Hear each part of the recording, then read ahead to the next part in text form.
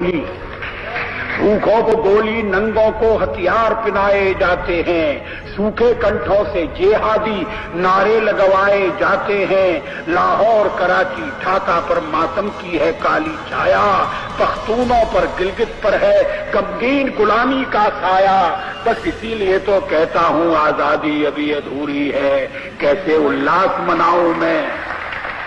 बस इसीलिए तो कहता हूँ आजादी अभी अधूरी है, कैसे उल्लास मनाऊं मैं, थोड़े दिन की मजबूरी है। दिन दूर नहीं, खंडित भारत को पुनः अखंड बनाएंगे।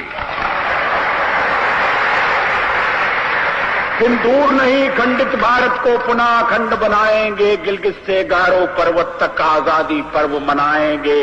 उस स्वर्ण दिवस के लिए आज से कमर कसें, बलिदान करें। जो पाया उसमें खो न जाएं, जो खोया उसका ध्यान करें।